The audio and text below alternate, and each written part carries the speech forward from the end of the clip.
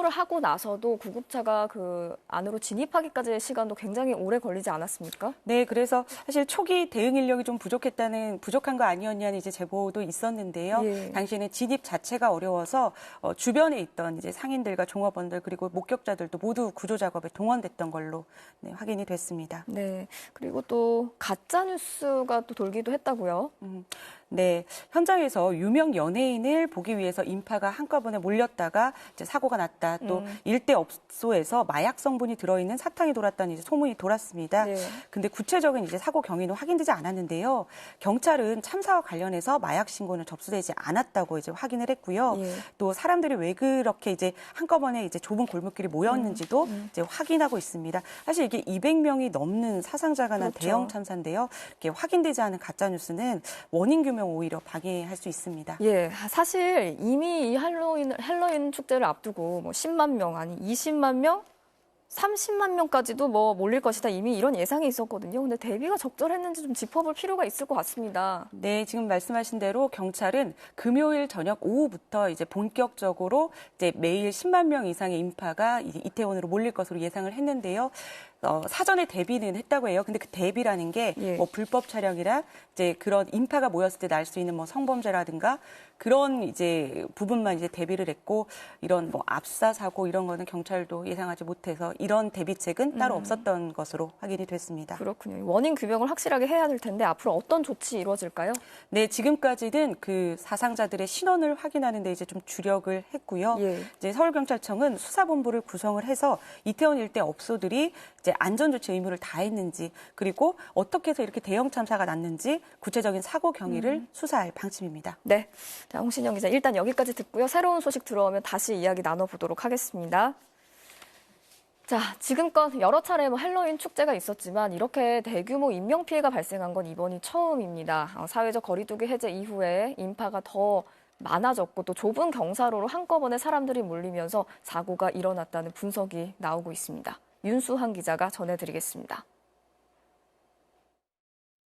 사상자가 가장 많이 발생한 것으로 추정되는 곳은 이태원 세계 음식거리와 중앙 도로 사이를 잇는 좁은 골목길입니다.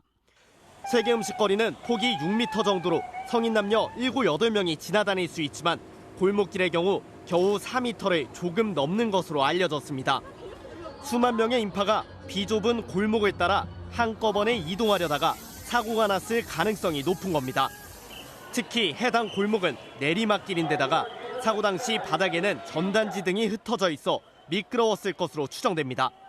내리막길로 이제 떠밀려 내려가는데 갑자기 바닥이 미끄러운 거예요. 뭔지는 모르겠습니다. 그냥 바닥이 미끄러웠습니다. 또 코로나19에 따른 사회적 거리두기가 해제된 뒤 처음 맞는 헬로윈 데이라 더 많은 인파가 몰린 점도 사고 원인 중 하나로 꼽힙니다. 앞서 경찰은 지난 금요일부터 일요일인 오늘까지 매일 10만 명에 가까운 사람이 모일 것으로 내다봤습니다. 이에 따라 200여 명 이상의 경찰관을 배치하겠다는 계획을 내놨지만 질서를 유지하기엔 역부족이었습니다. 용산구청 역시 종합상황실을 운영하며 시설물 안전점검을 강화하겠다고 했지만 사고를 막진 못했습니다. 서울경찰청은 사고 수습을 마치는 대로 즉각 수사본부를 구성해 정확한 사고 원인 파악에 나서기로 했습니다. 경찰은 사고 현장 근처의 업소들이 안전조치를 다했는지 점검하는 한편 사고 당시가 찍힌 CCTV 영상을 분석해 한꺼번에 많은 인파가 몰린 원인을 조사할 계획입니다. 유럽 4개국을 방문 중이던 오세훈 시장은 일정을 취소하고 오늘 오후 귀국해 사고 수습과 현장 지휘에 나설 예정입니다. MBC 뉴스 윤수환입니다.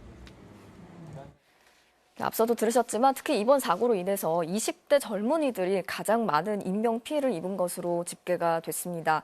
사상자 중에는 일부 미성년자들도 포함이 된 것으로 알려졌는데요. 계속해서 임현주 기자가 전해드리겠습니다.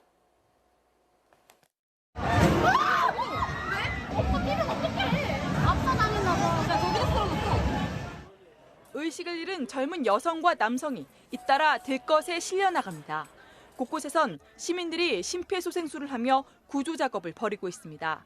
최악의 이태원 참사에 따른 300여 명에 가까운 사상자 가운데 20대 청년들이 가장 많았던 것으로 집계됐습니다. 서울에 있는 응급의료센터로 대부분 17개, 20개 이상으로 옮겨졌습니다. 피해자의 연령대는 어떻게 되나요? 20대가 가장 많은 것 같습니다. 코로나19 거리두기 해제, 야외 마스크 착용 의무도 해제되면서 3년 만에 헬로윈을 즐기려던 젊은이들이 대거 사고를 당한 것으로 보입니다. 특히 사고가 난 어젯밤은 토요일이어서 20대들이 상대적으로 더 많이 몰린 것으로 추정됩니다. 사고 현장 근처 클럽 주변에 모인 20대들이 대거 사고를 당했고 사상자 가운데는 10대 미성년자까지 일부 포함된 것으로 전해졌습니다. 현장에 있던 목격자들은 클럽 인근에서 넘어지기 시작해 내리막길 아래까지 넘어졌다면서 마치 파도처럼 사람들이 쓰러졌다고 전했습니다.